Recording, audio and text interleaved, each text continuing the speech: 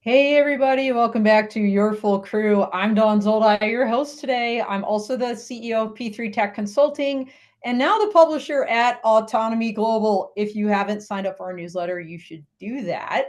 But today we are focused on a really cool theme revolving around cybersecurity, and we have three incredible experts to walk us through some really hot topics in the field today. So let's go ahead and jump in and get some intros going. We're going to start with Hahna. So Hahna, if you wouldn't mind giving a little bit about a background about yourself. Thanks, Don. It's great to be here. I'm Hahna Latonick. I currently serve as the Director of R&D for Darkwolf Solutions. I currently have 19 years of cybersecurity experience, specializing in both offensive and defensive cyber for the Department of Defense and several defense contracting companies. And so today I'm really excited to discuss how to navigate AI-powered cyber threats in 2025. All right, very cool, very cool. All right, we'll go with Gary next. Thanks, Don. Gary Corn. First of all, let me apologize. I've been on the road. I think I've been home 3 days this month between Athens, Paris, Utah, and then back here, I'm in Geneva, and the travel has caught up with me. I have a cold, so if I'm sounding a little stuffed up. But yeah, I am the director of the Technology Law and Security Program at the American University Washington College of Law. That's a big mouthful. I also am the principal of my own consulting firm, Use Novus Consulting. I'm a special advisor at a practice group at Steptoe on national security and global threat management, and also a senior fellow at CNAS and at the Lieber Institute at West Point, and probably some other things I'm forgetting. But and I've been doing this stuff since 2019 when I retired after 27 years on active duty. And the last 5 of that, I was the general counsel, the staff judge advocate in Army terms for U.S. Cyber Command. All right, very good, very good. And last but not least, Oren Elkayam. Hi, it's great to be here again with you, Don, and all the other panelists. My name is Oren Elkayam. I'm the CEO and co-founder of Mobilicom. At Mobilicom, we design, develop, and sell different hardware, software, and cybersecurity solutions for drones and robotics. In previous life, I was an Air Force guy dealing with the integration of the early drones into the warfare game, and then in the tech scene and different startups, which are led different executive position. And I'm excited with the cybersecurity schemes of things that is happening right now in our market. And this is the topic that we would like to discuss with you, of course. All right, well, very good. Thank you all. And reminder, everybody out there, we are live. So if you have questions, comments, please drop them in the chat. We'll see if we can incorporate those into the conversation. Really appreciate you all being out there. I also, by the way, appreciate our sponsors. Before we get to our first article that we're going to discuss, big shout out to Carasoft, GNext, and Anello Photonics, without whom this stream would not be possible. I also want to give a shout out to our new partner, LiveView. We'll be using their technology hopefully soon at some of the live events we go to, so we can actually stream finally again from conference floors where Wi-Fi is notoriously horrible. So more to follow there. But again, thank you for that. So let's go ahead and jump into this first article. Gary, this one is yours. So why don't you tell us what this article is and why you chose it? Yeah, sure. Mine in the sense of I picked it. Yes. I didn't write it. No, but the article is not that long. It's interesting for a number of different reasons, but sort of as a baseline, I think about this, my lens for coming at this, cybersecurity can mean a lot of different things to a lot of different people, depending on where you sit in the ecosystem, so to speak. I think of this as national cybersecurity, right? This is more of a national security question, and just sort of interesting. The article is talking about some folks on the Hill, members of Congress, that have sent some letters to the new administration, urging the administration to engage in offensive cyber operations against China. This is a general reaction to a lot of revelations over the last couple of years about a number of Chinese operations, operations that are attributed to China in varying degrees. This is the Volt series of activities: Volt Typhoon, Salt Typhoon, etc. And some of this is gaining access into telecommunications providers, and with reporting that says that some of that access was to super sensitive communications that we're doing, and plus our collection capabilities against our adversaries. So, and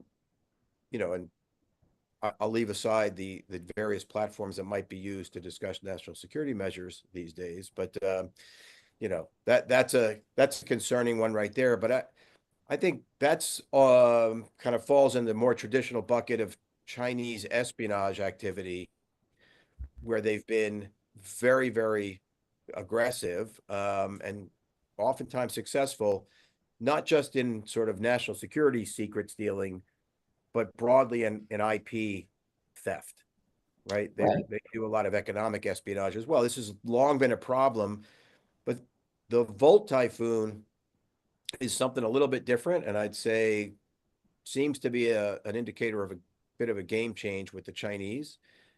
This is pre-positioning in a lot of critical infrastructure that doesn't necessarily in and of itself provide us, intel value.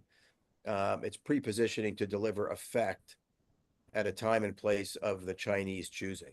And so whether this is meant to disrupt public services at a moment where China might feel that that's advantageous to them, it could be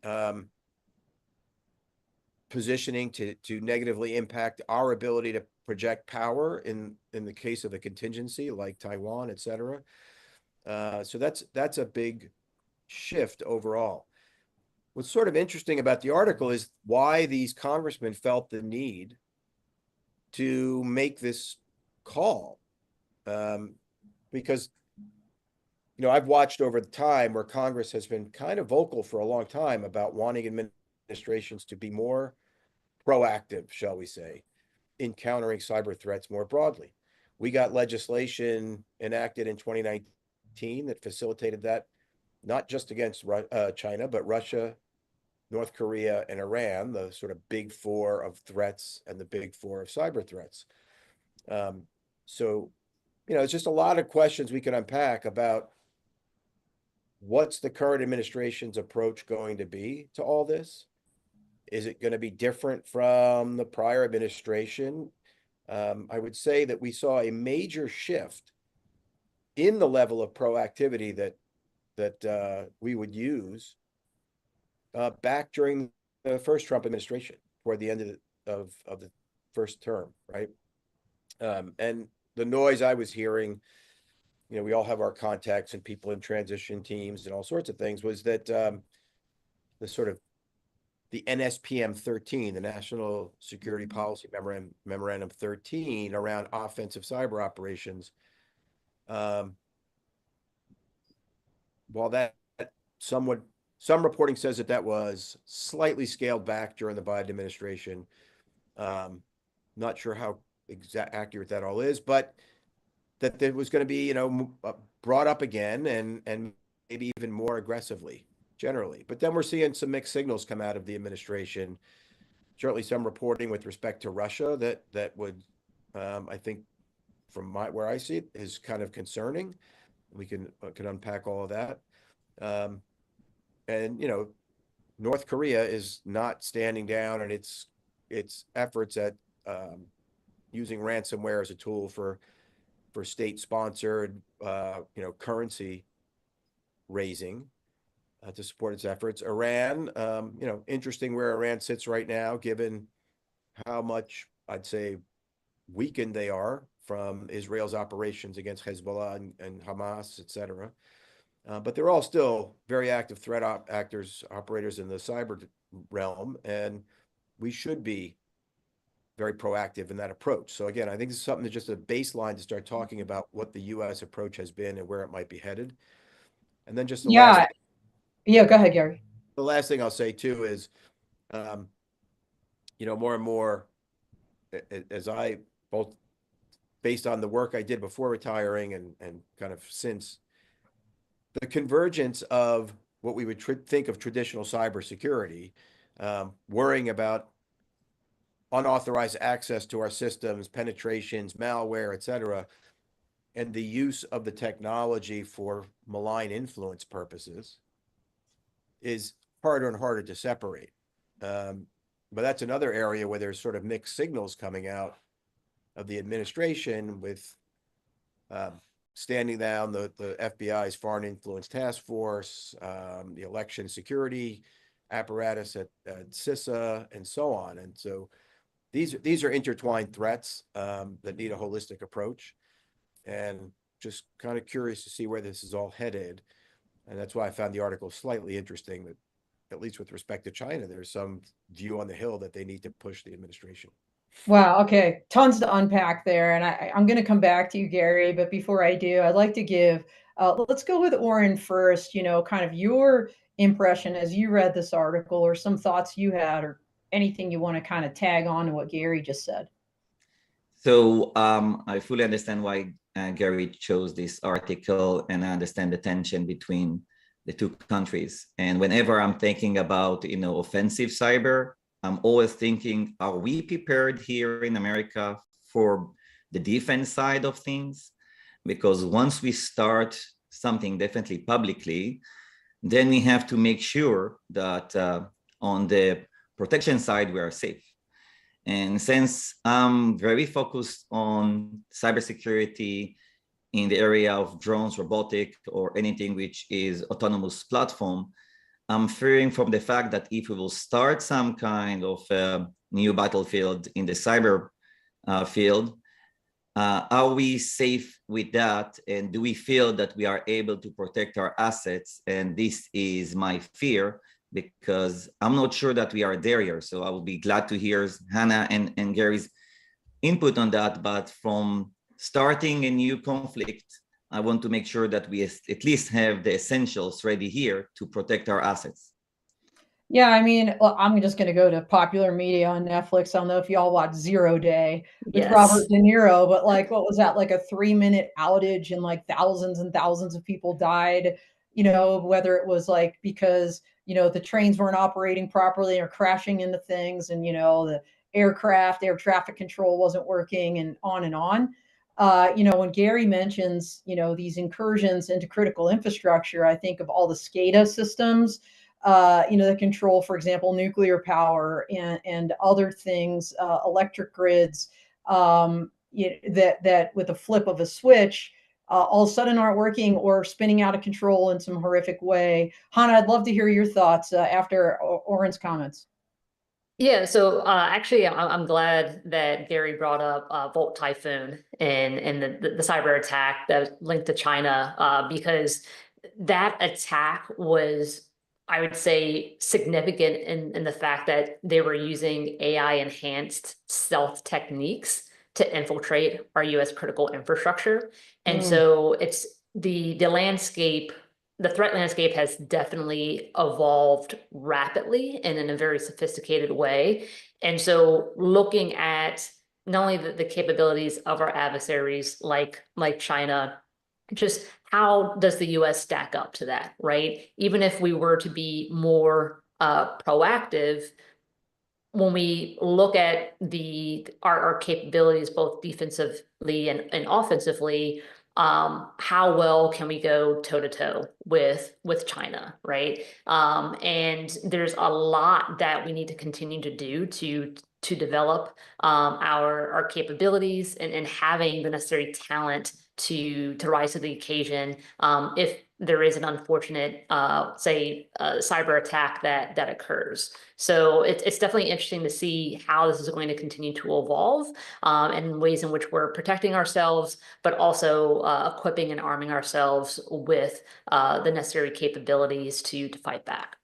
Well, and as you alluded to, Hannah, part of those capabilities, of course, are the humans behind all this, the workforce. And when you're seeing probationary employees on the federal side getting fired and then rehired, maybe question mark, very confusing, even for those people, I think.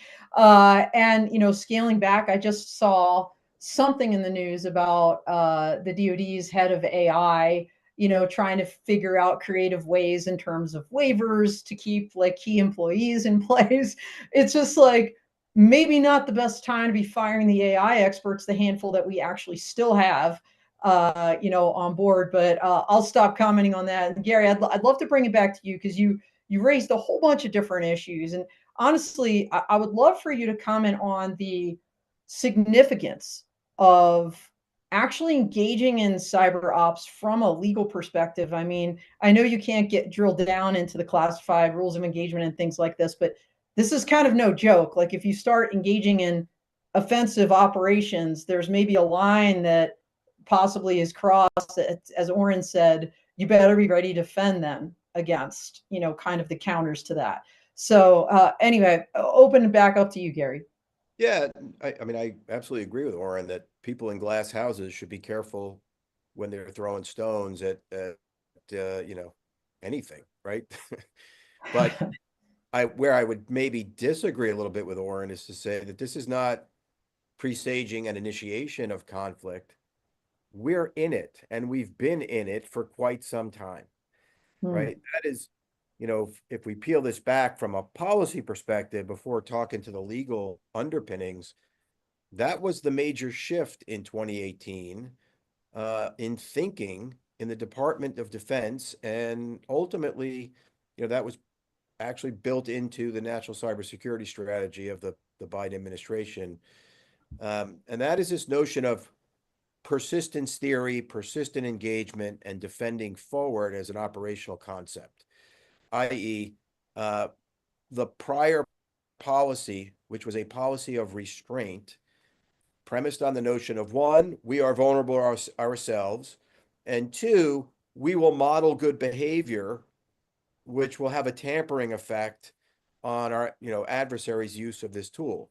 Well, we've gotten a better, I think, at our security posture, a long way from where we need to be from a security and resilience perspective, no doubt. But the premise that modeling good behavior was going to work proved to be flawed. The lack of consequence was simply inviting more and more hostile or adversarial cyber behavior and activity.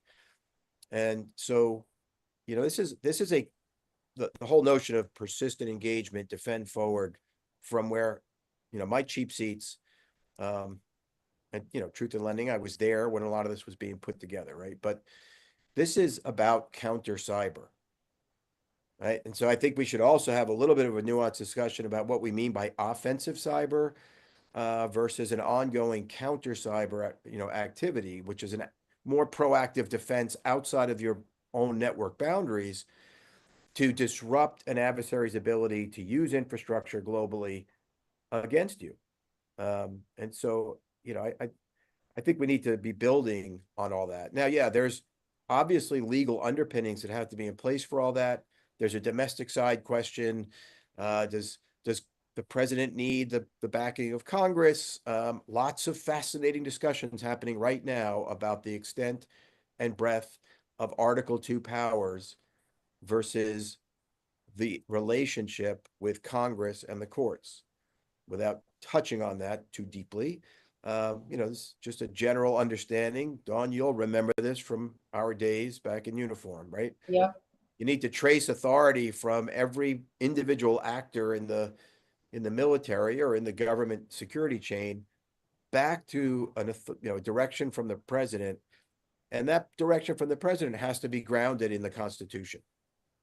And sometimes that requires that Congress take action as well. So I mentioned earlier, right? Congress gave us some statutory authorities back at the end of 2018 and in the 2019 National Defense Authorization Act, not just saying, hey, go after active cyber threat campaigns from the big four, but also changing the framework of what amounts to covert action, which is a much more restricted and overseen set of activities, and allowing the DoD more flexibility to operate. And then there was the policy underpinning for all that, NSPM 13.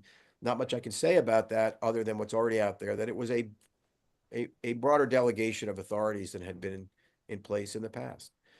And then there's a whole international law side of this. I won't glaze eyes over too much, but just what are the understandings, both from the U.S. perspective on its legal obligations internationally and the broader international community, about what are the legal red lines of interacting with infrastructure in a third-party state. Well, right? and Gary, of course, throwing more fuel in the fire. Is there even international agreement, and will there be in the near term on anything? But I want to transition back to the technology a little bit, because the legal issues are significant here. I mean, we could do like maybe a whole law to connect someday on this, right? But in the meantime, I want to punt it back over to Hahna, because she raised an article that also is relevant possibly to a question we got in our chat from Ben Grossman, which we're going to get into here in a minute. But Hahna, you mentioned, AI powered threats now. So the law is slow to evolve. We know technology moves at much quicker pace than the legal underpinnings or the authorities. How is AI changing? And if we could pop up this second article, please. Hahna, I'm going to hand it over to you. And then in the midst of this discussion somewhere, I want to bring up Ben's question, because he brings up quantum computers and how does that play? So going over to you, Hahna.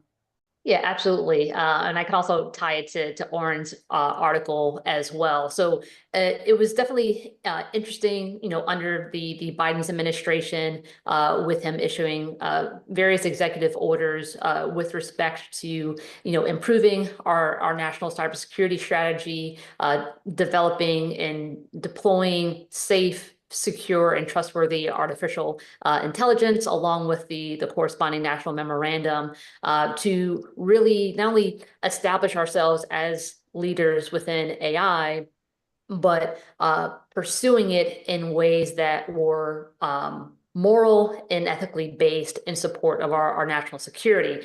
And then, of course, with the recent administration, what we have seen from a lot of our industry leaders in AI, in which they have removed their ethical guidelines from their AI policies, and allowing for their AI models to be used for potentially offensive cyber operations purposes.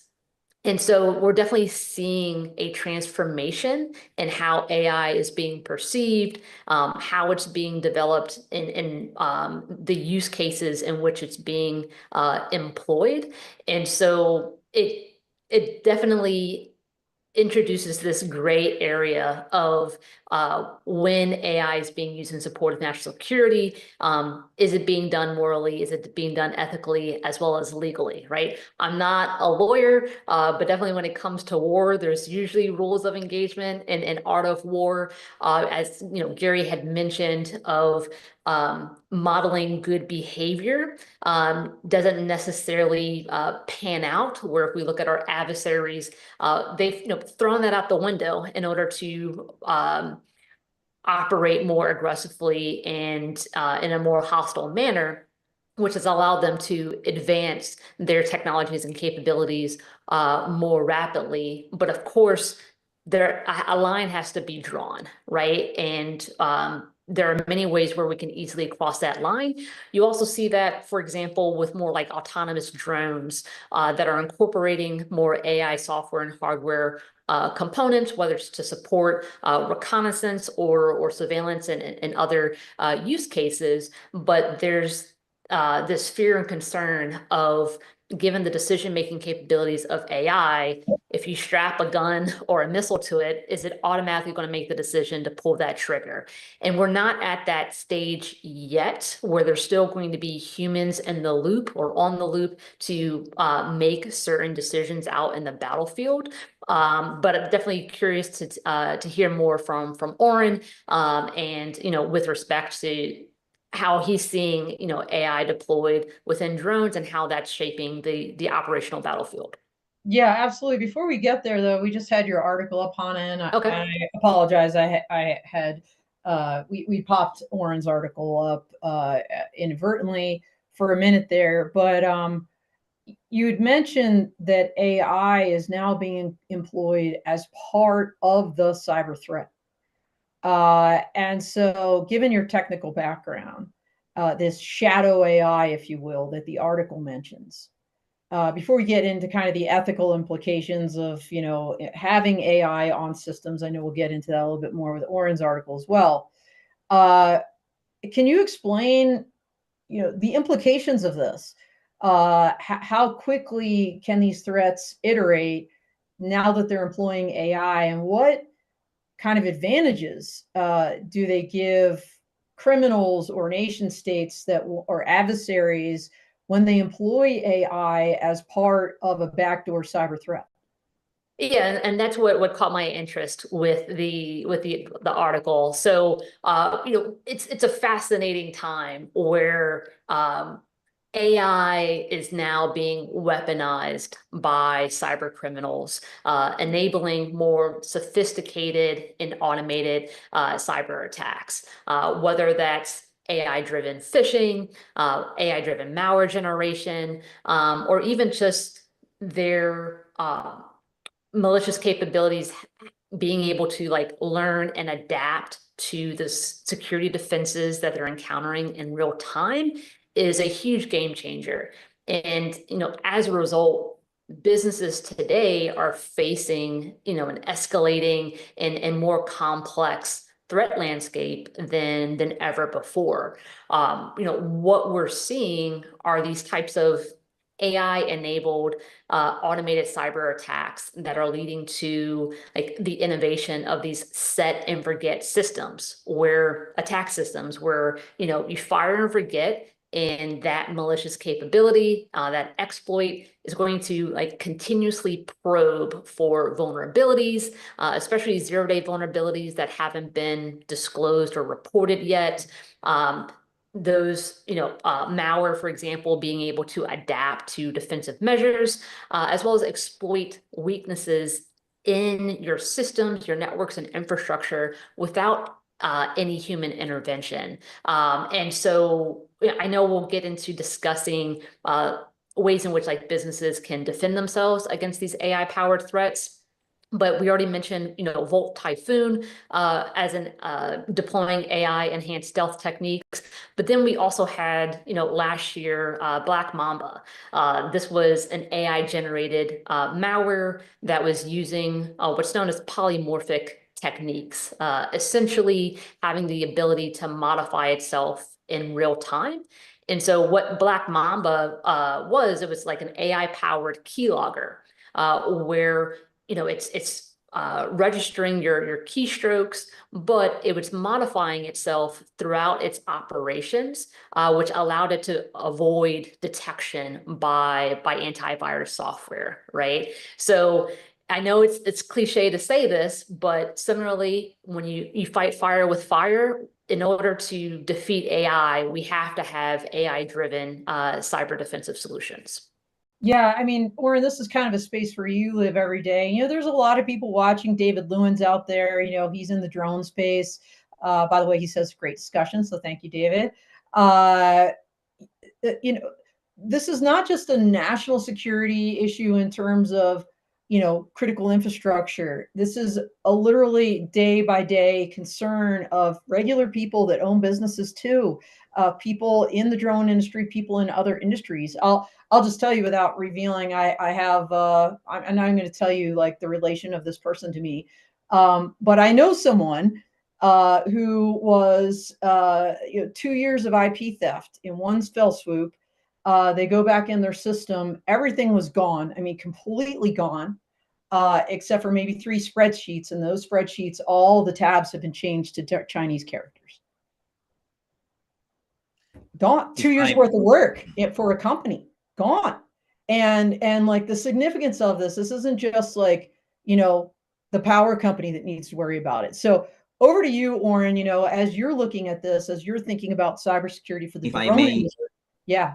If I may interact, I would like to comment on Hannah's inputs, which are very interesting. And, you know, we are talking about AI, and definitely AI is changing the map of cybersecurity, both on the defense and the offensive side. And we see that in our areas, but in other areas. And I'm fearing for the next step, because immediately after the AI, the first implementation of quantum computing will come, and that's a completely change of game.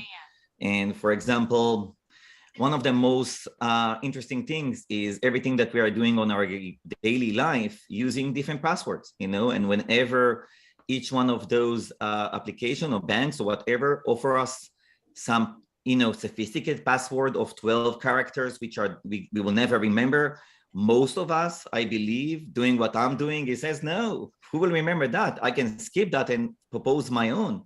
And we are always thinking that, yeah, definitely, we can define something that no one will think of. But an AI machine can easily, you know, understand who is Oren or someone else, understand the combination of things that most likely people will do, and then I'm lowering my protection from something that could be few billions of possibility for my password to something which is 10,000. And that difference means that with a powerful machine, I can hack it very fast in comparison to anything else. Now, the next step is quantum computing. And then the entire encryption and protection level that we know today, in my belief, is not relevant. I'll be glad to hear from Gary and Hannah, but the entire way that we interact today, all the protocols that we have of encryption that are known from the communication world, the banking system, the healthcare, you know, the comms in the defense side are using elements that can be hacked in very, very, very short time with quantum computing. So we understand that the move in the technology is so fast that from defense side and some of the heavyweight industry, are they able to cope and change rapidly in order to protect themselves against the shift in technology? I'm not sure, and I'll be glad to hear Gary and Hannah's opinion about that. How quantum computing is going to lower us. Yeah, Gary, go ahead. Yeah, I mean, super fascinating from both. Obviously, there was the push in the last administration to start developing, right, with NIST, et cetera, quantum proof encryption, or like getting ahead of the absolute risk that Oren identified. And it's not only sort of risk of breaking encryption going forward, but it's also arguably a reason why you will, you know, an adversary would try to extract as much even encrypted data now, because they can, you know, backward unencrypt that data once they get the capabilities.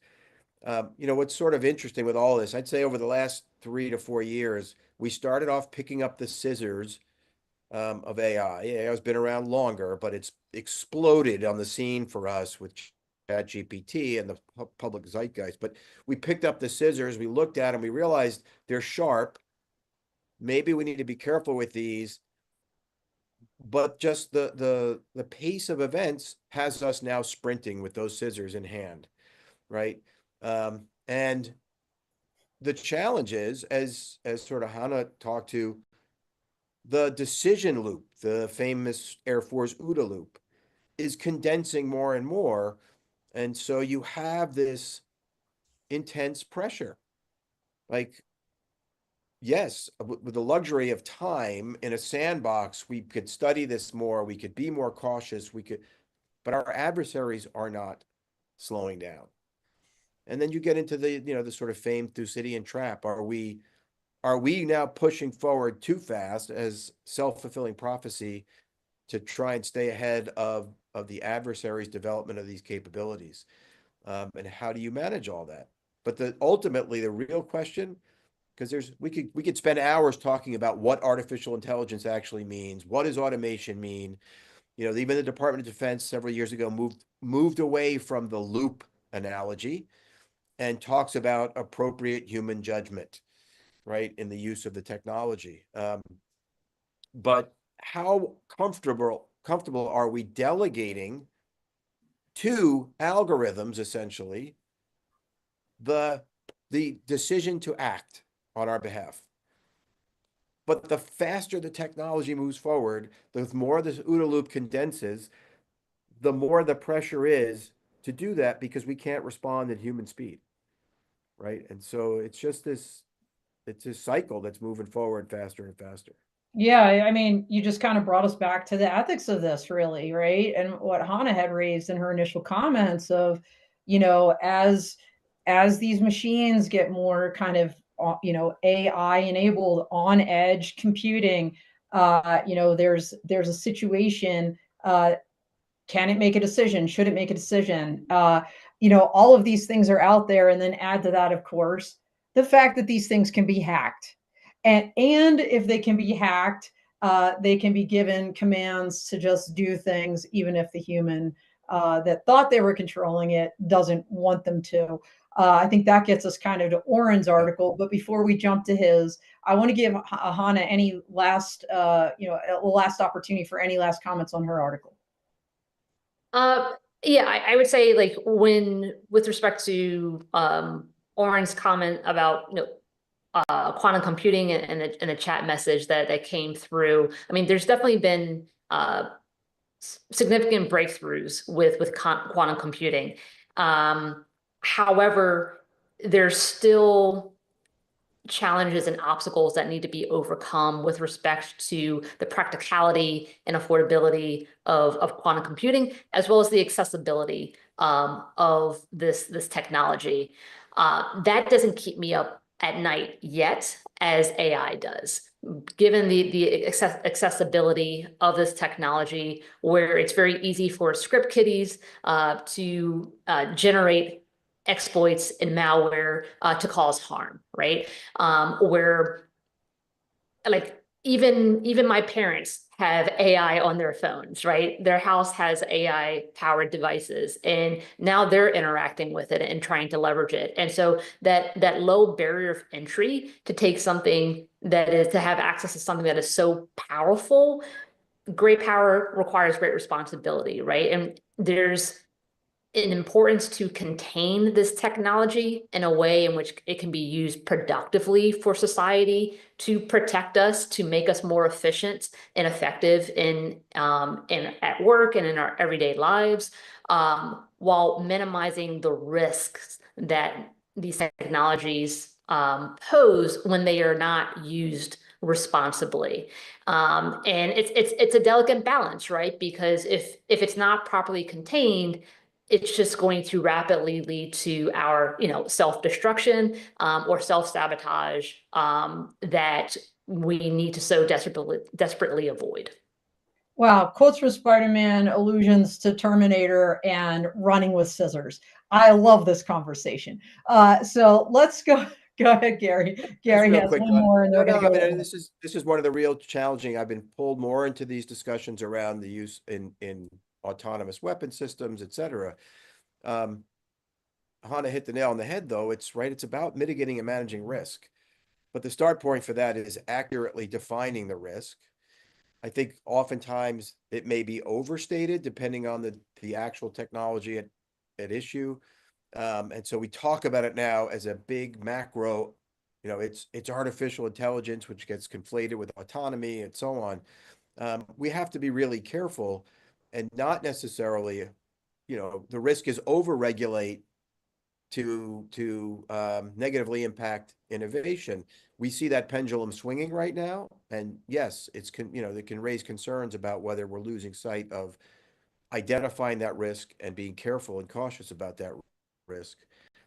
But you know, to your point, Hannah, right? There's a balance that we have to engage in. There's always a balance. Great stuff. Great stuff. I want to get to Oren's article. Before we do, I need to give a shout out once again to our sponsors for this show, without whom any of these amazing conversations would be possible. So for this quarter, we have GeneX, Carasoft, and Anello Photonics. And again, a shout out to LiveView, who's going to be facilitating our live stream events from various shows, hopefully as early as the Space Symposium next month. So definitely at Exponential in May. But Oren, over to you. Last but certainly not least, your article called Hack the Sky, Adventures in Drone Security was very interesting. Tell us a little bit about it and why you chose this one. So much like Hannah, I'm very fearful from the AI and the evolution that I see in the field that we are busy and working on, which is the autonomous platforms and drones for robotics. And over here, the IO Active team led by Gabriel Gonzalez wrote an article on their activity and how they managed to use different ways to penetrate and then take down drones. And obviously, when you're looking on drones and robotics, which are becoming more and more used across the entire, definitely defense, but also we see different programs on the commercial, and we understand that which is just the tip of the iceberg, and the volumes will be increasing dramatically. And in addition, we will have robots and drones around us in any aspects of our life. Last week was the DTC of NVIDIA over here in the Bay Area, and you can understand that the AI and robotics are the two hottest topics, and then cyber become the biggest problem after that. So the drones that they have showed, basically the articles discuss their vulnerabilities and attack surfaces for drones. You have the drones itself, which is a powerful computing machine. Then there is the communication from the ground control station to the drones. There is an application that is running, which is often being updated from the web. So that's another place. And there is a cloud solutions. And you understand that there is a multi elements that are distributed, that are operating together, and that create a big areas that we adversaries can come and try to hack each one of them in order to take control. And that takes me to what I'm looking at, the scope and threats of cyber and vulnerabilities in the world that we are working at. And we first started with there are three key areas that we are discussing here. The communication threats, because most often it's easier and well known that you can take down those robotics or drone activity by attacking the communication, either through cyber threats of the communication or immunity or encryption to access the data or decrypt things. So that's one way. And then very fast, we are getting to navigation threats, where you can, jam the GPS or spoof the GPS, and then you understand that those are crippling the operation because they now cannot operate or it cannot operate well, and there is a way to overcome that. But what is not spoke about very much in the industry, but creating more and more problems right now, are the platform.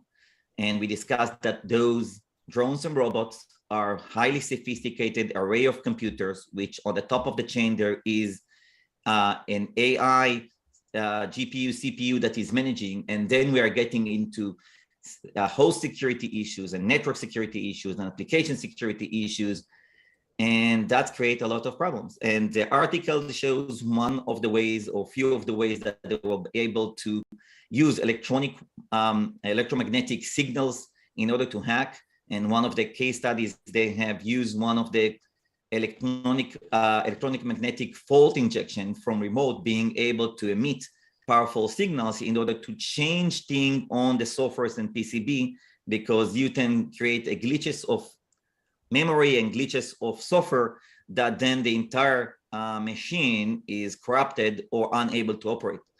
And that leads me to areas that we are looking at recently, because we evolve with the cybersecurity as experts and reacting to things that we've seen in the conflict areas, that we are helping governments to overcome the challenges. And Gary mentioned some of those, definitely the European conflict and definitely the Middle East and Israeli conflict, that have used drones and cyber extensively in both sides.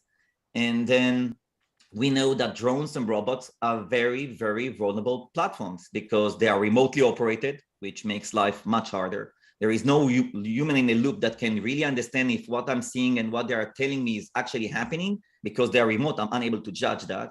Very sophisticated multi-computers, wirelessly connected. And I have to say, most of the wireless connection, even of the DoD drones in the masses, is Wi-Fi based, which means that all the vulnerabilities are out there and there is easy access to do it. And I remember one of the great lectures by Darkwolf that show how they can penetrate with to the drones remotely by accessing just development tools. That was an amazing demonstration. I think it was 6 months ago by the team, which was very insightful. It's multi-layer supply chain issues that Darkwolf is helping the industry to get much more mature. And more than anything, it's very young industry, which is occupied by bringing the platform, but don't pay attention to the low cybersecurity maturity by this industry. And that's all of those aspects increase dramatically the risks of the elements that we see. And we are starting to see events that are happening all the time. It's not a secret that tens of thousands of drones are falling from the sky on a monthly basis. Tens of thousands, we see that. And much of that is, electronic warfare and jamming and GPS, but we see a lot of incidents that are created by cybersecurity, hacking, and as Hahna mentioned, AI is becoming more powerful, and those are very heavily infected AI and autonomous platform. And I see the capabilities, and I believe that the industry of drones or and autonomous platform is not ready and mature enough to overcome those challenges. And there we can go to what Gary mentioned on offensive versus defensive approach, and what Hahna said, that the tools are becoming more advanced, but I think that even the basic things are not carried. And the article illustrated ways to get there very easily, but it's one way of multiple ways. And I think that we have some work being done on government level and on the industry level, how to make sure that at least the basic solutions are there to have some kind of initial testing and validation before you release the platform. But we have zero, meaning really zero protection, continuous monitoring, detection, and prevention. There is nothing like that in the industry I'm in right now, and I know from things that we are doing that it's easy to crack and get in, and I'm looking for who can bring an active, ongoing protection, much like we have in other industries. And that's why this more proofs of different companies or researchers on the vulnerabilities and how they can easily be used was important, because we need to raise awareness, and we have to act here fast as possible. Well, and kind of bringing this full circle, if you will, back to even Gary's article, these vulnerabilities don't happen in a vacuum. They happen because there's people or nation states or adversaries behind them that are employing the technology or creating threats and vulnerabilities in the technology, including the hardware. So, I always find it interesting, and I'd love, Gary or Hahna's thoughts on this. There's so many people that just love, for example, Chinese drones, right? They're cheap, by all accounts. They're excellent in terms of the quality of data that can be collected, the imagery, etc. But so many people have a hard time connecting those dots that technology could be part of something bigger in terms of a threat profile. And denying that there is, it's not connected to my internet, or there's a special government version that a particular company put out. I'd love to hear thoughts on this, because people that haven't operated in the national security space, even if they're in Homeland Security, even if they are the frontline defenders of our nation every single day, they may not fully appreciate that if they haven't responded to a terror event. They're the ones using these things. So I'd love to hear your thoughts on that. if you're willing to go there. I just dropped a bomb on the table. And Good, well, Gary, I'll go after you. Don, you know, a couple of years back, I wrote some pieces around DJI Yeah. and some of the risks and the legal, frameworks for the government trying to ban DJI drones, et cetera. At the same time, my wife, for my birthday, she got me drum roll, a DJI drone. It shows you one, she doesn't really care what I have to say. She doesn't read my stuff. It's great. But I was like, thank you very much, honey, but we're sending that back. My risk profile, my risk tolerance said I didn't want that, right?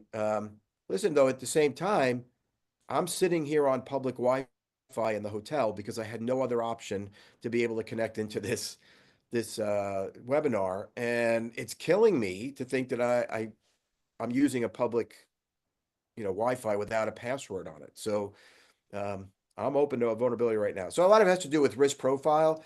I think an interesting piece to, for Oren and thinking through. I mean, all systems have vulnerabilities. We need to obviously do our best to mitigate those down to make sure that from a military perspective, the tools that we are going to employ for operational purposes are ready and usable and secure. By the same token, maybe you get more security from an F-35, but I can buy 200,000 drones, for what I could pay for one F-35. And we're seeing that play out. Like, it's just maybe your risk tolerance for some of those drones getting, at risk of electronic or other countermeasures, and your countermeasures are not necessarily in place, but you're swarming, right? So it's complicated. But I agree, and I've sort of said before, you can't have good AI without good cybersecurity, and you can't have good cybersecurity without good AI anymore. So where do you sit in that loop? Yeah, Hannah, over to you.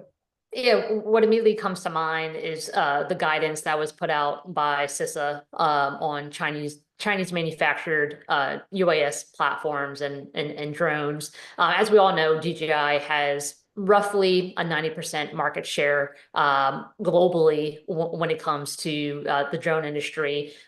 They definitely have a monopoly and a dominant position. But when you start to connect the dots, you start to see a larger compelling picture where when we look at supply chain requirements and doing business with international partners, specifically when it comes to China, where they are passing laws that require government organizations and companies to share all data with the Chinese government.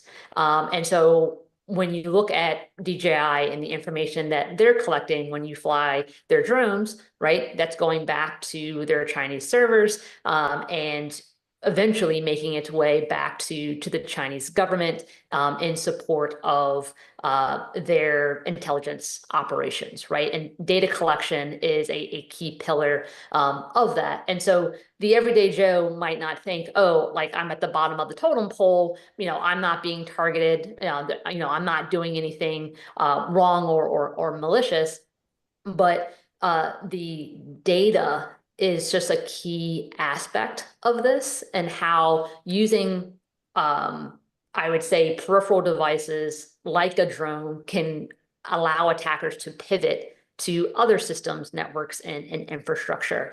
And so whether you're an everyday citizen or a military operator that are deploying and utilizing drones, it's very important that we secure the entire UAS ecosystem beyond just, say, the AI model, right? So you want to make sure that you're using secure communication channels where you're encrypting data at rest or in transit, right? For example, as Gary mentioned, he's on public Wi-Fi. if you're connecting your drone to a public Wi-Fi, make sure you're using like a VPN, for example, or if you're communicating over Bluetooth, making sure that it has Bluetooth encryption enabled as well. But the one thing I always come back to are, software updates, right? Is your system up to date? How often are you installing firmware and software updates to make sure that your any potential vulnerabilities on your systems are being patched, that you're using the latest secure software versions, because attackers and adversaries are always looking for known and unknown vulnerabilities that they can easily exploit to get unauthorized access to data or other systems. But one area that's often overlooked is physical security, right?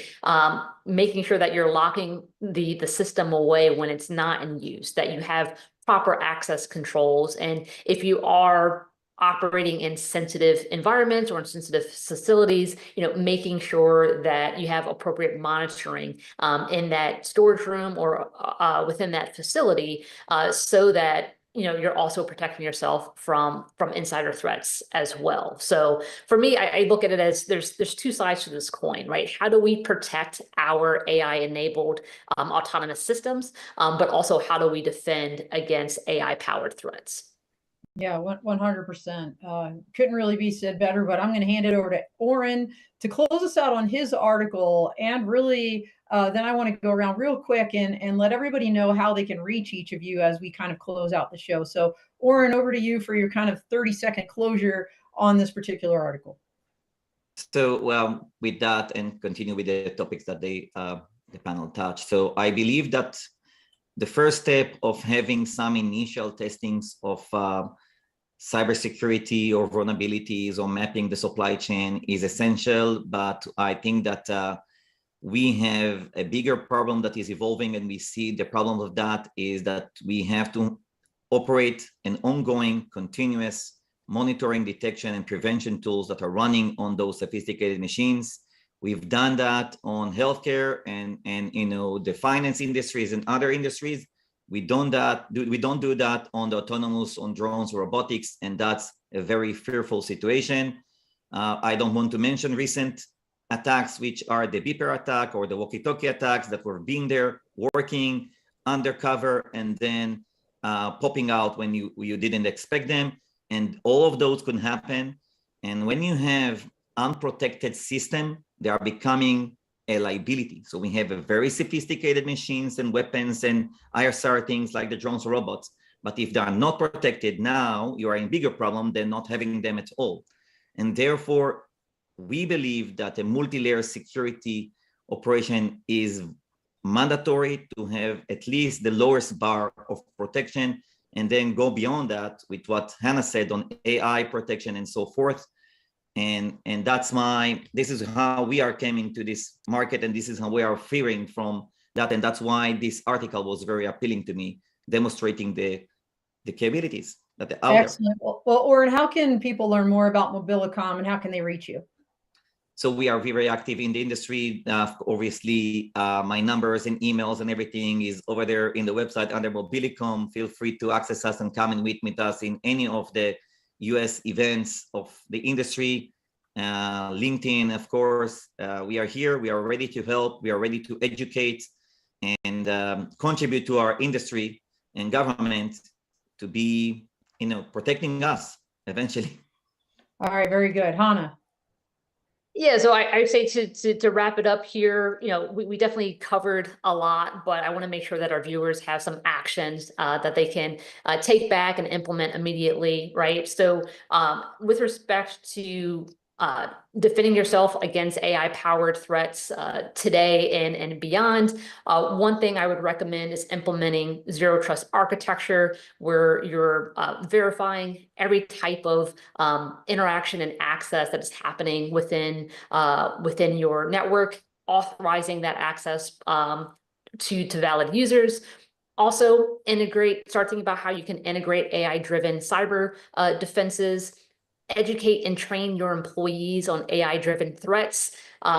People thought phishing was dead, but AI-driven phishing has taken to a whole new level. We need to make sure that employees can recognize these types of cyber attacks.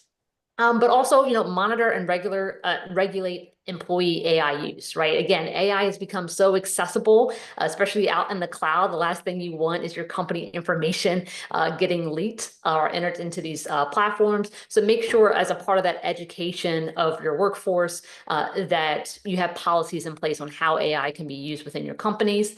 And then most importantly, because AI is rapidly evolving, collaborate with AI and cybersecurity experts, right? That the complexities of these AI-driven threats necessitates this collaboration. And I would also say, as a bigger picture, right, to stay ahead of the evolving threat landscape, it's vital for everyone to continue collaborating and sharing information across industry, government, military, as well as academia. We need all hands on deck to further strengthen our national security and maintain our competitive advantage in aerospace and defense. All right, perfect. And how can people find out more about Dark Wolf Solutions? Yeah, to find out more about Dark Wolf, check out our website at darkwolfsolutions.com. Also, feel free to connect with me on LinkedIn. And if you're going to be at AUVSI Houston, I look forward to meeting you there. Awesome, awesome. And Gary, great transition over to academia. That's where you live now. Tell folks how can learn more about your activities and where they can reach you. Great. Yeah. And I'd just quickly add don't use public Wi-Fi. Not as I do. Don't treat cybersecurity as a compliance checklist. It's an ongoing operational concern. But you can get me at LinkedIn. You can get me at the website for Washington College of Law at American University, or you can get me on Steptoe's website. Any of those places, you'll find me. All right. Well, thank you all so much. This was, I'm not sleeping tonight, but this was amazing. Really appreciate all of you. Thank you all for joining us out there, for the comments that we got today. That's it for today. Next month, we have space as our theme. So check it out. Stay tuned for more. And in the meantime, thanks again to GeneX, Carosoft, Nello, and LiveView. We are out here. Thank you. Take care.